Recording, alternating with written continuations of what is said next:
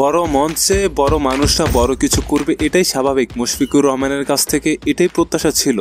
আমরা উজাড় করে ভালোবাসতে জানি। দেখেন, অনেকদিন যাবৎ মুশফিকুর রহমান ঠিকঠাক করে খেলছে না, বা খেললেও খুব বেশি ভালো পারফর্ম তার থেকে দেখা যায়নি। এটা আপনি বিপিএল লক্ষ্য করলেও দেখতে পারেন। যদি আপনি পারফরমেন্স কিংবা যোগ্যতার দিক দিয়ে বিবেচনা করেন, মুশফিকুর রহমান দলে থাকে না। এরপরও আমরা মিস্টার ডিপেন্ডেবলের উপর ডিপেন্ড করলাম। অভিজ্ঞতার একটা ব্যাপার স্যাপার আছে। আদৌ কি তিনি তার 2 ইনিংসে অভিজ্ঞতার কোনো কিছুই কাজে লাগাতে পেরেছে?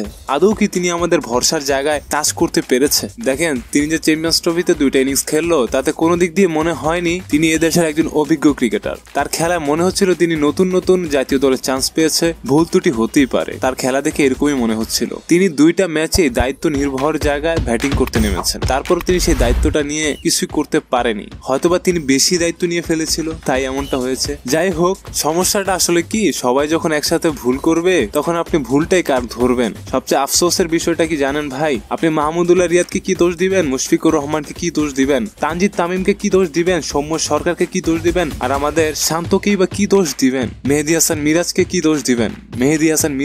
দোষ দিবেন? দোষ তো আসলে ভাই আমাদের কপালের। মুশফিকুর রহমান মাহমুদুল্লাহর পারফর্ম দেখে দীনেশ কার্তিক ক্ষোভ প্রকাশ করেন বিসিবির উপর। কেন তারা এখনো অবসর গ্রহণ করেনি? দেখেন, সম্মান থাকতে থাকতে বিদায় নেওয়াটা অনেক বেশি ইম্পর্টেন্ট। আমি ভেবেছিলাম চ্যাম্পিয়ন্স ট্রফিতে তারা ভালো কিছু করবে, সেই হিসাবে একটা বিদায় নিলে হয়। আপনার দল হারুক না, দল হারুক, আপনারা 2টা সেঞ্চুরি করেন।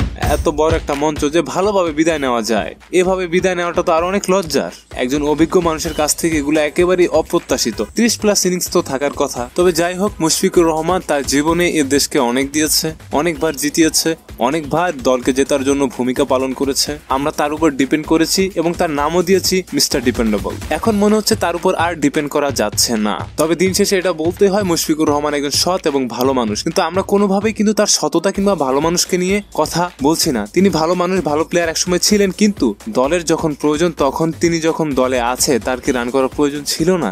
দায়িত্ব নিয়ে খেলার প্রয়োজন ছিল না? আমরা তার নামই রেখেছি ডিপেন্ডেবল। তো তার পারফর্ম অনুযায়ী তার কাছ থেকে অনেক বেশি প্রত্যাশা ছিল আমাদের। তো এগুলো কোনো পার্সোনাল অ্যাটাক বা কিছুই না।